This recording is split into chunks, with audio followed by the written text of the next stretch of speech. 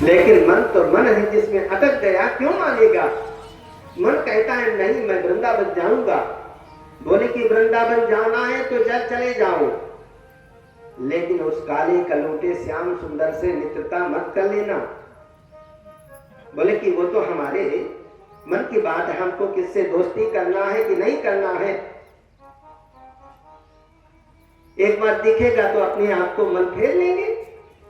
बोले ऐसा हो ही नहीं सकता। एक बार वो दिख जाए आप उसको अपने मन में न बैठा पाओ, ऐसा हो ही नहीं सकता। और यदि ऐसा कर लिया तो फिर क्या होगा। बोले सौंदर्यामृतमुद्गिरद्भिरमिदं सम्मुह्य मंदस्मितै हे सत्त्वां तव वल्लभा च विषया मा सौख्यं विश्यति। यदि उसको तुमने अंदर कर लिया तो तुम्हारे जो मित्र हैं वो तुमको छोड़ करके चले जाएंगे। कौन तुम्हारे मित्र। बोले अविद्या है, अस्मिता है, राग है, द्वेष है, अभिनिवेश है, ये जो तुम्हारे शत्रु हैं ये तुमको छोड़ करके चले जाएंगे। तो एक बार भगवान की त्रिभंग ललित झांकी का दर्शन जो कर ले वो भगवान के हुए बिना रह नहीं सकता। ऐसे भगवान के गुणगण हैं। अब सुनिए सज्जनों, सबसे पहले महाराज सुखदेव जी वर्णन करने लगे, महाभारत का वर्णन करते हैं। सूत जी महाराज कहते हैं सबसे पहले हम पांडवों के वंश की कथा करते हैं सज्जनों। क्यों? यद्यपि किसी राजा रानी की कथा नहीं कहना चाहते, पर पांडवों के वंश की कथा क्यों कहना चाहते हैं? क्योंकि पांडव संत हैं और संत की कथा से ही भगवान की कथा का उदय होता है। यदा रधे कौरव संजयानम वीरे स्वतो वीर गतिं गतेषु भ्रगोदरा विद्धगदा विमर्शा भगनोर्दंडे धृतराष्ट्रपुत्रे। आई एक संकीर्तन। श्री कृष्ण गोविंद हरे मुरारे हे नाथ नारायण वासुदेव।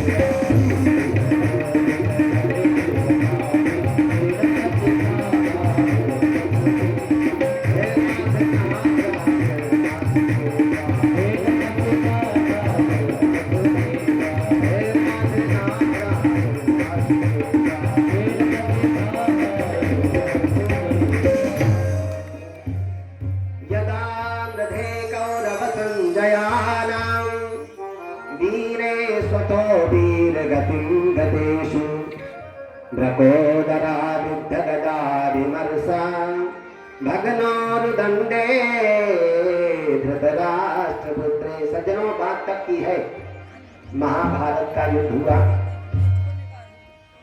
एक बार ऐसा भी लगता है कि जो महाभारत का युद्ध हुआ इसमें धर्म और अधर्म का ही युद्ध हुआ है, क्योंकि दो पक्ष हैं।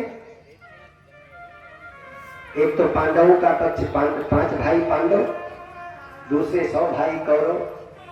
पांडवों के पास में केवल 7 अक्षौहिणी सेना है और कौरवों के जो 100 भाई कौरव हैं इनके पास में 11 अक्षौहिणी सेना है। और इसमें भी पूरे समय में इनका राज्य रहा, बड़े बड़े इनके अनुयायी हैं, बड़े बड़े योद्धा हैं।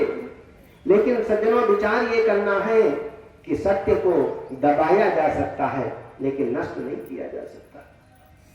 महाभारत का युद्ध हुआ। महाभारत के युद्ध के पहले भी कौरवों की तरफ से दुर्योधन और पांडवों की तरफ से महाराज अर्जुन भगवान के पास में गए सहायता मांगने के लिए। दुर्योधन तो पहले पहुंच गया, बड़ा आदमी है, राजा का बेटा है। महाराज भगवान सो रहे थे, सो सिर की तरफ अपना कुर्सी लेकर के बैठ गया और भगवान के सिर की तरफ अपना पैर फैला लिया। भगवान सो रहे हैं ना, कौन देख रहे हैं? जब उठेंगे तो अपना पैर सको लेंगे, भाव नहीं होता बड़े लोगों के पास में। लेकिन 1 घंटे के बाद अर्जुन जब पहुंचे, अर्जुन चरणों की तरफ बैठ गए। भगवान सो थोड़ी रहे थे, भगवान तो नाटक कर रहे थे। तुरंत उठ गए भगवान। अब सामने जो होगा वही तो दिखेगा पहले। दुर्योधन पीछे बैठा है। अरे अर्जुन कब आना हुआ? बोले कि महाराज 5 मिनट पहले आ जाए। कैसे आना हुआ? बोले कैसे पूछ रहे हैं, इतना बड़ा संग्राम महाराज आपकी कृपा के बिना कैसे संभव हो सकता है? आपसे सहायता मांगने के लिए आए हैं। पीछे से दुर्योधन ने कहा कि महाराज मैं भी आया हूं। इससे पहले आया, 1 घंटे पहले आया। अच्छा, आप भी आए हैं, आपका भी स्वागत है। दोनों लोगों का स्वागत है, दोनों लोगों को देना है। महाराज हम भी सहायता मांगने के लिए आए हैं। भगवान ने कहा कि देखो हम 2 हैं, एक तरफ तो हमारी नारायणी सेना है और एक हम,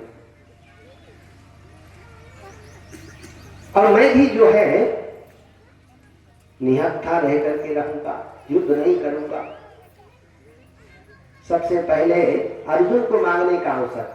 बोले वो कैसे? अरे भाई मैं पहले आया तो मुझे पहले चांस मिले, अर्जुन बाद में आया तो उसको बाद में मौका मिले।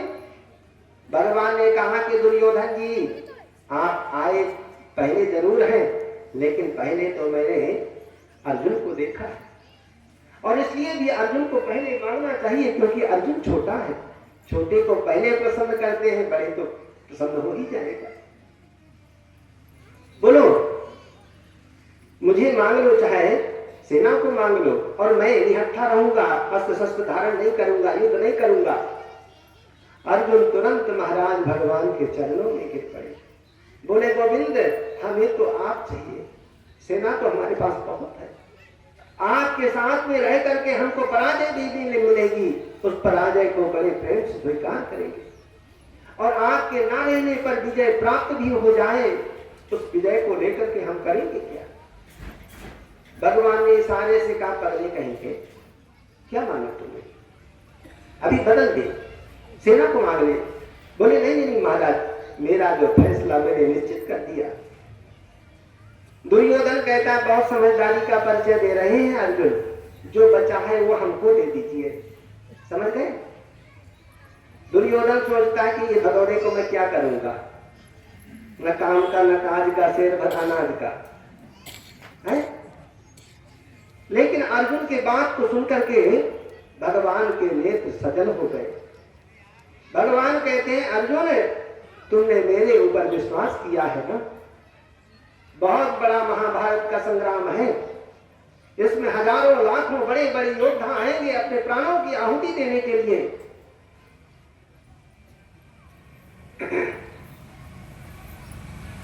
लेकिन मैं वचन देता हूं, तुम ऐसे वीर होगे जो एक ही रथ से, एक ही सारथी से पूरा युद्ध जीतोगे। यहां जितने भी योद्धा आएंगे, किसी के सैकड़ों सारथी नष्ट होंगे, कई रथ टूटेंगे, कई धनुष टूटेंगे, लेकिन एक ही धनुष, एक ही सारथी, एक ही रथ के द्वारा तुमको पूरी विजय सी प्राप्त होगी। और ये भी चैलेंज कर दिया, 5 पांडव में एक भी मर गया तो हम अपनी पराजय स्वीकार करेंगे। मम प्राणा ही पांडवा, पांडव मेरे प्राण है। महाभारत का युद्ध होने लगा सज्जनों। सुन सूत तो ही कहाँ साहा